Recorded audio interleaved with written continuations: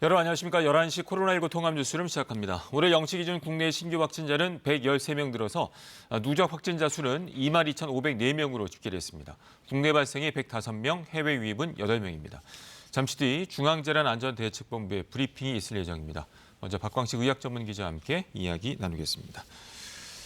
자, 두 자릿수로 확실히 떨어지지 않는 양상이네요. 네, 그렇습니다. 네. 국내 발생만 보면요, 좀처럼 이 100명 언저리에서 네. 뚝 떨어지지 않고 있습니다. 두 자릿수를 보이던 이 국내 발생 숫자도 다시 세 자릿수로 올라간 상황입니다. 네. 이 국내 발생 105명에 대해서 지역별 확진된 장소를 살펴보면요, 서울이 49명, 경기가 24명, 인천이 8명, 그리고 전북 5명 등의 순입니다. 결국 수도권의 발생 비중이 여전히 한 77% 정도로 가장 많이 차지하고 있고, 네. 또 현재 증세가 심각한 사람들의 숫자, 그러니까 위중한 환자, 중증 환자의 숫자가 2명이 더 늘어서 좀 160명을 차지하고 있습니다. 누적 사망자는 어제 변함없이 367명을 지금 유지하고 있는 상황입니다. 그렇군요. 정세균 총리가 이제 중대본 모두 발언에서도 언급을 했습니다만 이제 소규모 집단 감염이나 조용한 전파자가 있기 때문에 이런 현상들이 나타나고 있는데 이제 관련해서 개천절 집회에 대한 우려를 표명을 했어요. 네, 맞습니다. 오늘 정세균 총리가 네. 광복절 집회가 코로나19 재확산의 도화선이 돼서 값비싼 사회적 비용을 치르고 있는데도 불구하고 네. 일부 단체에서 이 개천절 집회 강행 입장을 표명하고 있어서 우려를 표했는데요. 정 총리는 이 해당 단체에 대해서 집회 계획을 철회해 줄 것을 요청했습니다. 네. 개천절 집회가 강행이 된다면 정부는 이 국민의 생명과 안전을 지키기 위해서 법과 원칙에 따라 단호히 대응할 것을 다시 한번 강조한 것입니다. 네. 자, 그리고 지금 이 국내 문제뿐만 아니라 전 세계적인 유행이 계속되고 있기 때문에 특별히 신경을 쓰고 또 방역 당국도 철저히 대비를 해야 될 것 같아요. 네, 그렇습니다. 이 코로나19 발생 9개월여 만에 네. 전 세계 확진자 숫자 3천만 명, 그리고 사망자는 100만 명을 눈앞에 두고 있습니다. 네. 마치 100년 전에요. 전 세계 공포에 네. 몰아넣었던 알겠습니다. 스페인 독감과 같다는 건데요. 네. 자, 현장으로 가서 직접 브리핑 들어보시겠습니다.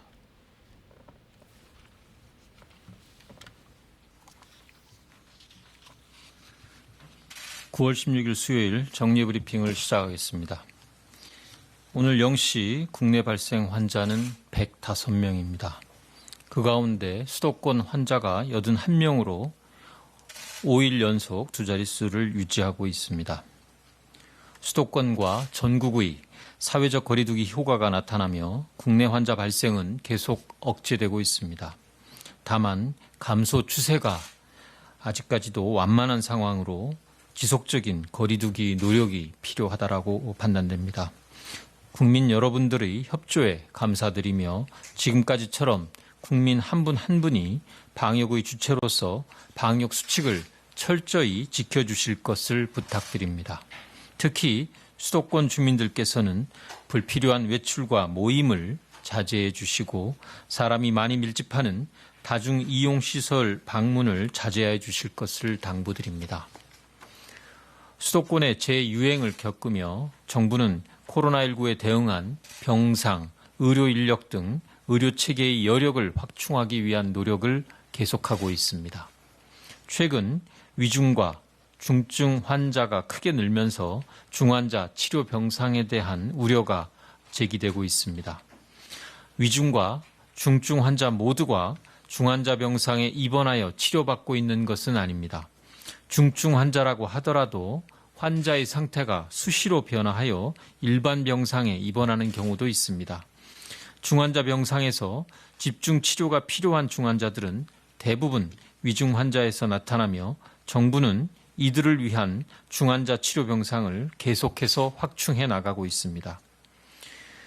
그동안은 의료기관의 자율 신고를 통해 중환자 입원 가능 병상을 운영하고 있었으나 현재는 코로나19 중환자 전담 치료 병상을 지정하고 필요할 경우 의무적으로 중환자 병실로 동원하는 방식으로 중환자실 운영 체계를 변화시키고 있습니다.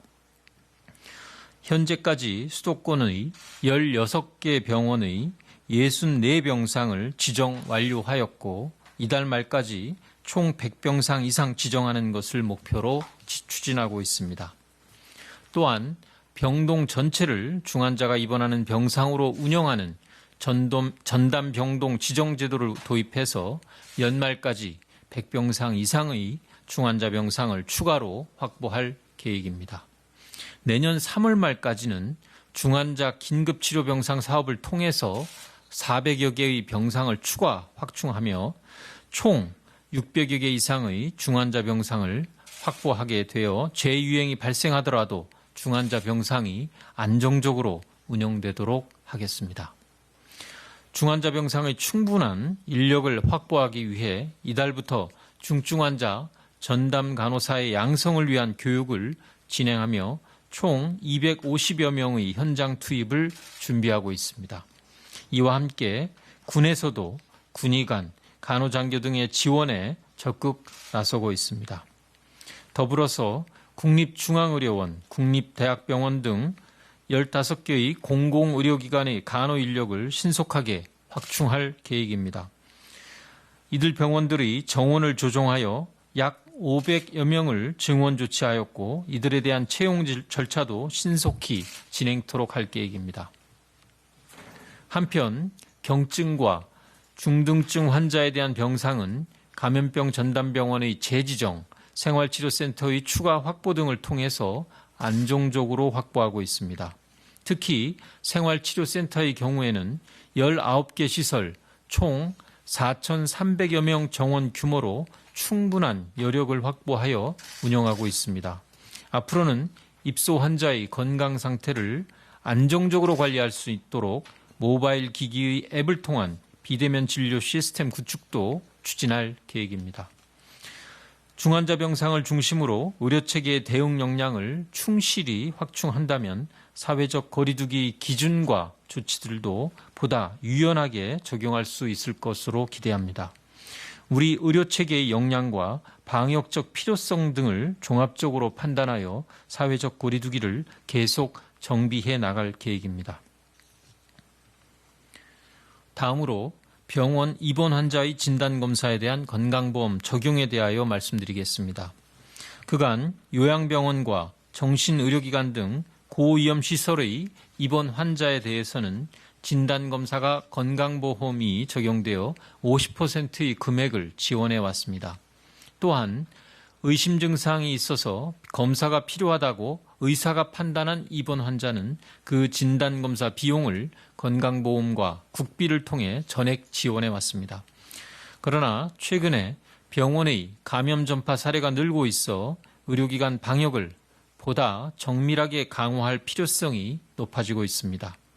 이에 따라 정부는 한시적으로 전국 병원급 이상의 의료기관에 신규로 입원하는 환자의 취합 진단 검사에 대해서도 건강보험을 적용할 예정입니다.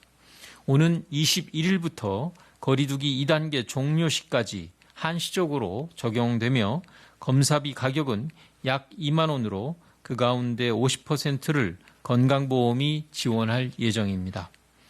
건강보험 적용에 따라 신규 입원 환자는 1만 원 내외의 본인 부담금만 추가로 지불하면 됩니다.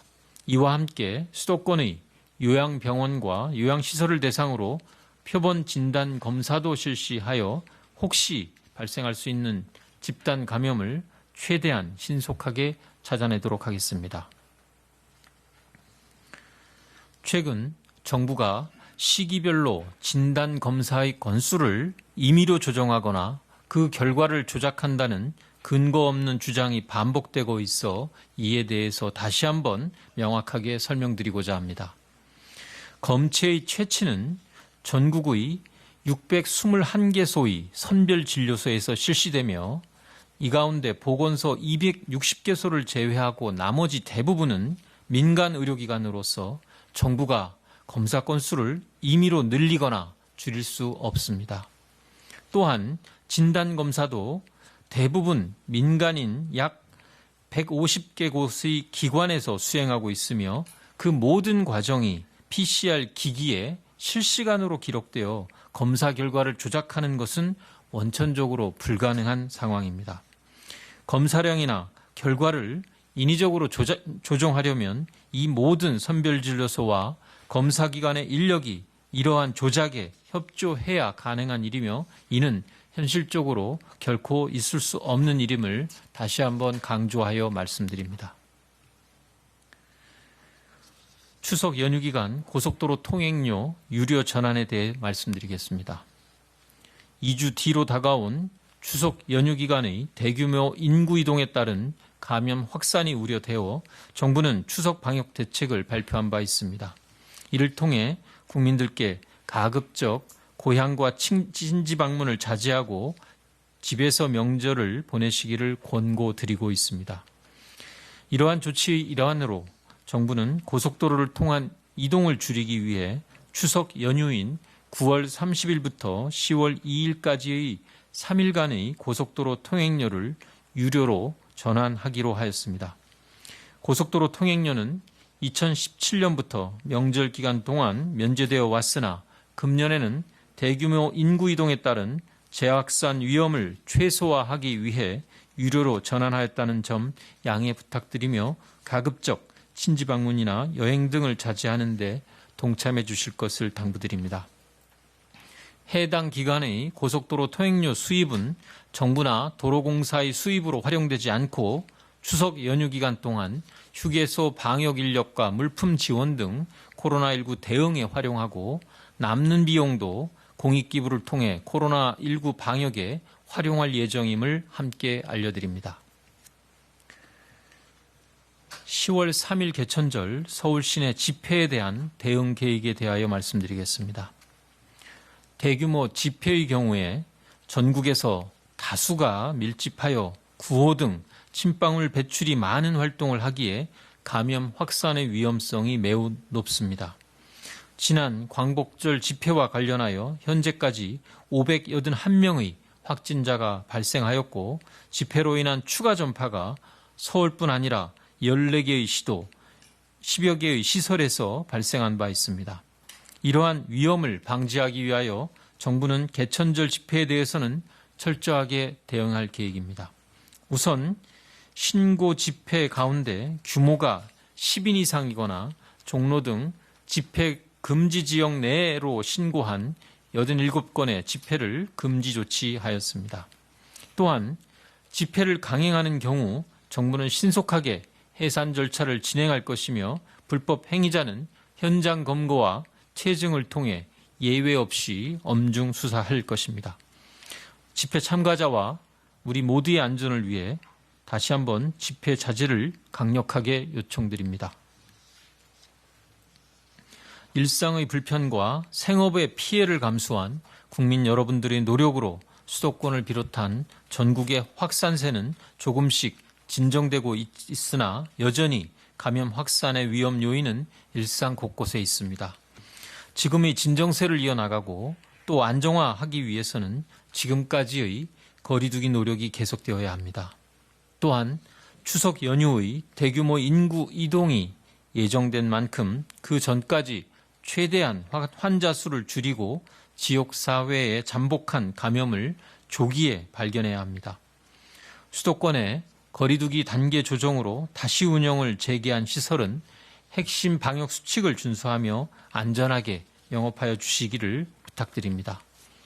국민 여러분께서는 언제 어디서나 감염될 수 있다는 점을 잊지 마시고 불필요한 외출과 모임을 자제하시고 많은 사람이 밀집하는 장소는 피해 주시기 바랍니다. 각자의 역할에서 생활 방역을 실천할 때 지금 거리두기 효과는 극대화될 것입니다. 정부도 그 가운데서 최선을 다하도록 하겠습니다. 감사합니다. 네, 지금부터 질의응답 시간을 가집니다. 네, 중앙재난안전대책본부의 브리핑 들으셨습니다. 이어지는 질의응답은 KBS 유튜브 라이브를 통해 보실 수 있습니다. 다시 박광식 의학전문기자와 함께 브리핑 내용 정리해 보도록 하겠습니다. 자, 특히 이제 감소 추세가 완만하다라는 표현을 쓰면서 이제 의료 체계 구축에 대해서 많은 시간을 할애해서 또 브리핑을 했네요. 네, 그렇습니다. 네. 중환자 병상에 대해서 지속적으로 확충하겠다고 밝혔습니다. 그러니까 내년 3월까지 400여 개까지 늘릴 계획이라고 이야기를 했고요. 또 중환자 전담 인력에 대해서도 신속하게 충원하겠다라고 지금 밝힌 상황입니다. 네, 이렇게 대유행이 됐을 때 가장 큰 문제가 되는 게 이제 의료 체계가 감당할 수 있는지에 대한 문제인데 의료 체계가 제대로 구축이 되면 사회적 거리두기를 유연하게 유연하게 적용할 수도 있다라는 언급도 있었네요. 네, 이제 여러 가지 상황에 따라서 변수가 많지만요. 결국은 이 숫자가 신규 확진자의 숫자가 잘 억제되고 그랬을 경우에 이 거리두기 2단계도 네. 세부적으로 그 시설들이 핵심 방역 지침을 잘 지키는지 이런 점검 실태에 따라서 좀 유연하게 대처하겠다고 밝힌 상황입니다. 네, 알겠습니다.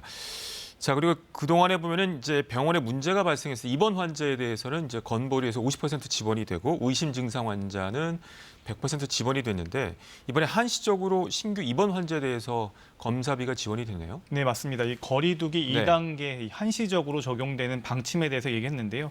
신규 입원 환자에 대해서 코로나19 검사를 할 경우에 이제 네. 하게끔 하고 이제 건강보험을 이제 적용하겠다는 방침을 지금 발표를 했습니다. 네. 자, 그리고 추석 연휴간에 2017년 이후부터는 이제 통행료가 면제가 됐었는데 이번에는 유료로 전환된다는 소식도 있어요. 네, 맞습니다. 이 통행료, 고속도로 통행료의 네. 경우 2017년 명절 기간부터 이제 항상 면제가 되어 왔었는데요. 올해는 이 추석 이동 이 명절 때 억제를 네. 위해 이제 추석 연휴 고속도로 통행료를 유료로 전환한다고 밝혔습니다. 그리고 그 수입에 대해서는 추석 연휴 기간 동안 이 코로나19 방역 활동을 위해서 쓰겠다라고 밝혔습니다. 네, 알겠습니다. 앞서 브리핑 전에 얘기를 하다가 다 이야기를 못했는데 오전에 정세균 총리가 모두 발언에서도 그 예전에 이제 스페인 독감 사례를 얘기하면서 세계적인 유행 확산세에 대한 우려를 제기를 했어요. 네, 맞습니다. 이 100년 전에도요. 네. 이 지금 상황하고 상당히 비슷합니다. 당시 스페인 독감은 5억 명을 감염시켜서 최대 5천만 명의 생명을 앗아간 바가 있습니다. 네. 100년 전에도 백신이나 치료제가 없었고요. 네. 그때도 유일한 방어 수단은 바로 마스크였습니다. 마스크를 쓰지 않으면 이 돌아다니지 못했던 기록들이 있는데요. 지금과 크게 다르지 않다는 걸 알 수가 있습니다. 사실 이 사회적 거리두기 단계가 사실 중요해 보이지는 않습니다. 네. 거리두기 단계가 2단계에서 1단계로 뭐 낮춰진다고 해도 네. 개인이 안고 가야 할 감염 위험은 크게 바뀌지 않다는 건 분명합니다. 그러니까 마스크 착용, 손 씻기, 사람 간 거리두기 같은 이 3대 개인 방역 지침을 철저히 지키는 것만이 세계적 대유행에도 불구하고 자신을 지키는 유일한 방어 수단이다 이렇게 말할 수가 있겠습니다. 네.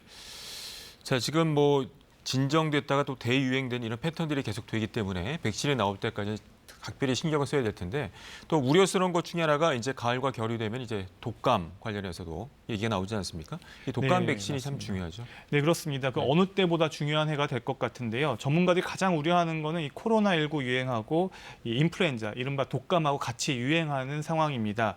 네. 코로나19야 이 어쩔 수 없더라도요. 독감, 이른바 인플루엔자에 대해서는 백신이 있기 때문에 네. 소아청소년, 노인 등은 이 가급적 인플루엔자 백신을 맞는 게 좋습니다. 올해 이 국내에 공급된 인플루엔자 백신 물량은 2,700만 명분입니다. 네. 이 중에서 무료 접종 분량은 한 1,900만 명분이고요. 나머지 한 800만 명분이 유료 접종 대상이 그렇군요. 됩니다. 인플루엔자는 대개 11월에서 12월에 유행하고요. 그 다음에 초까지 유행이 이어집니다. 이를 대비하기 위해서는 먼저 백신을 맞아야 되는데요. 네. 그러니까 보름이 지나서 항체가 형성된다고 보기 때문에 백신은 좀 더 일찍 유행 전에 앞서서 10월에서 늦어도 11월까지는 접종을 하는 게 좋습니다. 알겠습니다. 오늘 여기까지 듣겠습니다. 민주당과 국민의힘이 오는 22일 본회의에서 4차 추경안을 처리하기로 했습니다. 쟁점이었던 독감 백신 무료 접종 확대 문제는 통신비 2만 원 지급을 조건으로 절충하자고 민주당이 제안했는데요. 국민의힘은 검토하겠다는 입장입니다. 보도에 신재 기자입니다. 민주당과 국민의힘이 오는 22일 본회의를 열고 4차 추경을 처리하겠다고 합의했습니다. 따라서 추석 연휴 전 재난지원금 지급에 차질이 없을 전망입니다. 추석 전에 집행해야 될 사업들 같은 경우는 미리 지금 여러 가지 준비를 하고 있고 서둘러서 하면은 뭐 큰 차질은 없지 않을까 이렇게. 시급성에 관한 정부 여당의 요청이 있고 얼렁뚱땅 할 수는 없으니까 꼼꼼히 철저히 심사한다. 마지막 남은 쟁점은 전국민 통신비 2만 원 지원입니다. 통신비 지원에 9천억 원을 쓰느니 모든 사람에게 독감 백신을 무료 접종하자는 게 국민의힘 제안인데 민주당은 실현이 불가능하다고 일축해왔습니다. 그러나 민주당이 어제 이 제안의 수용을 검토하겠다고 밝혔습니다. 민주당 고위 관계자는 기존 무료 접종 대상자 1,900만 명에 더해 유료 접종으로 준비한 1,000만 명분을 무료로 전환할 수 있을지 살펴보겠다고 했습니다. 이낙연 대표의 제안이라고도 덧붙였습니다. 필요한 예산은 약 1,000억 원, 전제 조건은 원안대로 통신비를 지급하는 겁니다. 야당에 한 발 양보하는 대신 추경 처리를 최대한 앞당기겠다는 게 민주당의 의도입니다. 국민의힘은 원칙적으론 통신비 지급에 반대한다면서도 여지는 열어놓고 있습니다. 주호영 원내대표는 지원이 급한 곳이 있는 상황에서 통신비에 돈을 허비할 수는 없다면서도 민주당의 제안을 당에서 다시 논의해보겠다고 했습니다. 다만 다른 야당들과 국회 예산정책처 또 경실련까지 통신비 지원에 부정적이어서 심사 과정에 진통이 있을 거로 예상됩니다. KBS 뉴스 신지혜입니다.